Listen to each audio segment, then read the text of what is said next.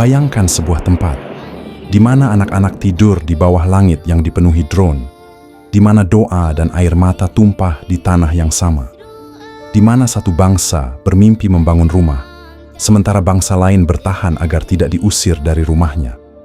Dan berita buruknya ini bukanlah fiksi, ini adalah kenyataan.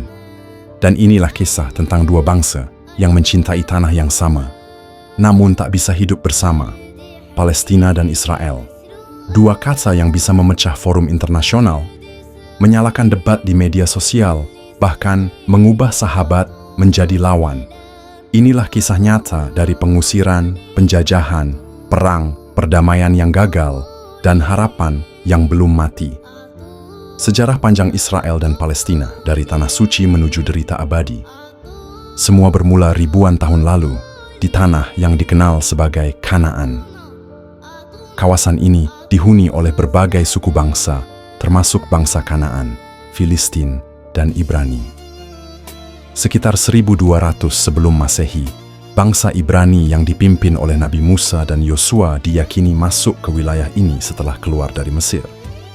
Di kemudian hari, kerajaan-kerajaan Israel dan Yehuda berdiri di wilayah tersebut. Yerusalem menjadi kota suci, tempat bait suci dibangun oleh Raja Sulaiman. Namun, kejayaan itu tidak bertahan lama. Pada tahun 586 sebelum Masehi, kerajaan Babilonia menghancurkan bait suci dan mengasingkan bangsa Yahudi. Lalu datang bangsa Persia, Yunani, hingga Romawi. Di bawah Romawi, wilayah ini dikenal sebagai Provinsia Judea, tempat lahirnya tokoh besar seperti Nabi Isa atau Yesus yang dihormati dalam tradisi Kristen dan Islam. Pada abad ke-1 Masehi, bangsa Yahudi memberontak melawan Romawi. Akibatnya, bait suci kedua dihancurkan pada tahun 70 Masehi dan banyak Yahudi tersebar ke berbagai wilayah dalam peristiwa yang dikenal sebagai diaspora. Setelah Romawi, wilayah ini dikuasai oleh Bizantium Kristen, sebelum akhirnya pada abad ke-7 pasukan Muslim Arab menaklukkannya. Yerusalem menjadi kota penting dalam Islam dengan pembangunan kubah batu dan Masjid Al-Aqsa. Selama berabad-abad, Palestina berada di bawah kekuasaan Muslim, mulai dari Khilafah Umayyah, Abbasiyah, Fatimiyah, Seljuk, hingga akhirnya Utsmaniyah. Sejak tahun 1517, Kekaisaran Utsmaniyah menguasai Palestina. Selama lebih dari 400 tahun, wilayah ini hidup damai, multi-etnis, dan multi-agama, meskipun diwarnai berbagai konflik kecil. Namun, di abad ke-19, ideologi nasionalisme mulai menguat, termasuk di kalangan Yahudi Eropa. Maka lahirlah gerakan Zionisme, sebuah gerakan yang ingin mendirikan negara Yahudi di Palestina.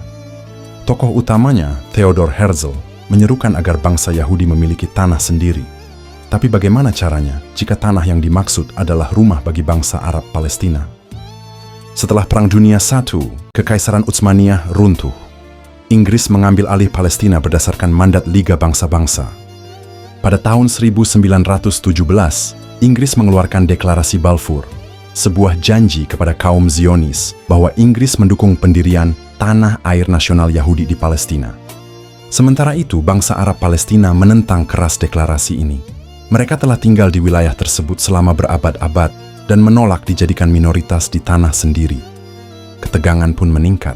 Antara tahun 1920 hingga 1940-an terjadi serangkaian kerusuhan, pemberontakan Arab, dan kekerasan antarkomunal.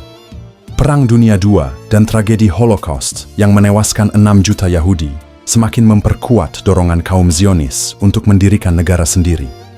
Tekanan internasional terhadap Inggris semakin besar. Pada tahun 1947, Perserikatan Bangsa-Bangsa mengusulkan rencana pembagian Palestina, sebagian untuk Yahudi, sebagian untuk Arab, dan Yerusalem menjadi kota internasional.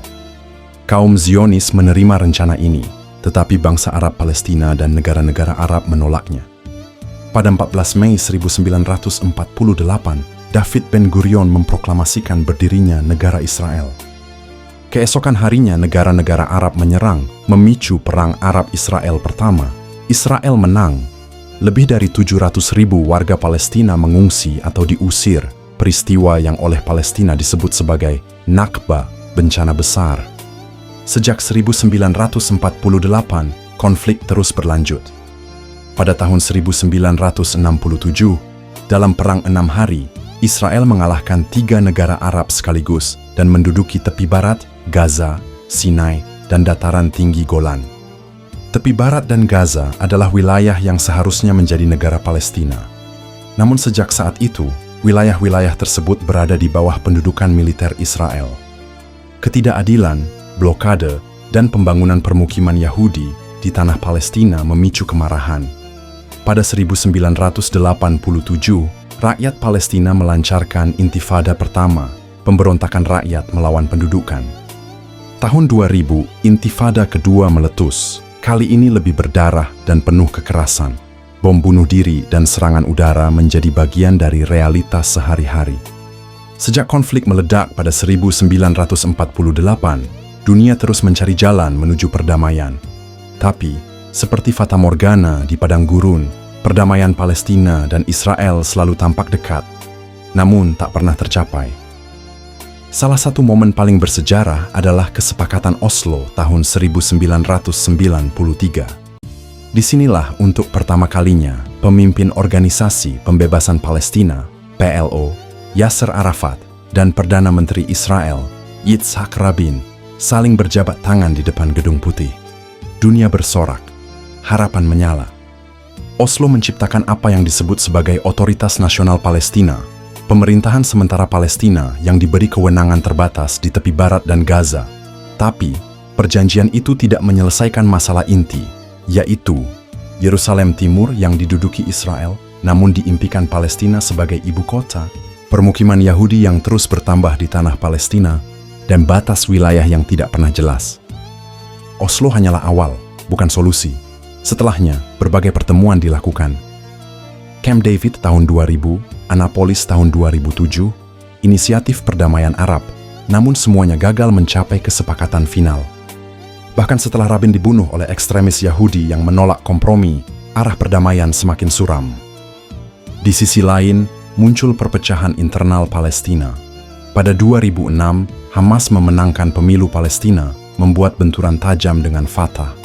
Tahun 2007, Hamas mengambil alih Gaza secara militer, dan Fatah tetap mengontrol tepi barat. Palestina pun terbagi dua, tidak hanya secara wilayah, tapi juga secara politik. Hamas dianggap kelompok teroris oleh Israel dan negara barat, sedangkan Hamas menyatakan dirinya sebagai gerakan perlawanan sah terhadap penjajahan. Sejak saat itu, Gaza menjadi sasaran blokade ketat oleh Israel dan Mesir. Jalur laut diblokir, bahan bangunan, listrik, bahkan makanan dikontrol. Setiap kali konflik meletus, Israel membalas dengan kekuatan militer besar, menimbulkan ribuan korban sipil. Dunia internasional terpecah, sebagian mendukung Israel atas dasar keamanan, sebagian mendukung Palestina atas dasar keadilan. Di antara itu semua, rakyat sipil menjadi korban utama, tak peduli di sisi mana mereka berdiri. Mari kita lihat Palestina hari ini. Gaza, wilayah kecil seluas 365 km persegi, menjadi penjara terbuka terbesar di dunia. Lebih dari 2 juta orang tinggal di dalamnya, di bawah blokade udara, laut, dan darat selama lebih dari 15 tahun. Pengangguran tinggi, air bersih langka, listrik hanya menyala beberapa jam sehari, dan di atas semua itu ada bayangan pesawat tak berawak, drone militer, yang terus terbang di langit. Gaza telah menjadi titik panas konflik. Setiap beberapa tahun sekali, terjadi eskalasi besar antara Hamas dan Israel. Israel membalas serangan roket Hamas dengan operasi militer besar, seperti Operation Cast Lead 2008, Protective Edge 2014, dan konflik terbaru yang terjadi hingga 2023 dan 2024. Ribuan warga sipil, termasuk anak-anak, tewas. Sementara itu, di tepi barat, situasinya tak kalah suram. Israel terus membangun permukiman ilegal Yahudi di tanah Palestina yang diduduki. Setiap permukiman dilengkapi jalan khusus, pos militer, dan akses terbatas bagi warga Palestina. Rakyat Palestina di tepi barat harus hidup dengan pos pemeriksaan militer, checkpoints, yang memperlambat akses ke sekolah, rumah sakit, atau tempat kerja. Sebuah tembok raksasa pemisah dibangun oleh Israel yang secara de facto mencaplok lebih banyak tanah Palestina. Di Yerusalem Timur, banyak warga Palestina digusur dari rumah mereka, sementara pemukim Yahudi pindah masuk. Bentrokan rutin terjadi di sekitar Masjid Al-Aqsa, tempat suci umat Islam yang juga diklaim Yahudi sebagai Temple Mount. Yerusalem adalah pusat luka, namun juga pusat harapan. Anak-anak Palestina tumbuh besar menyaksikan rumah mereka dihancurkan. Anak-anak Israel tumbuh besar dengan sirin roket dan tempat perlindungan.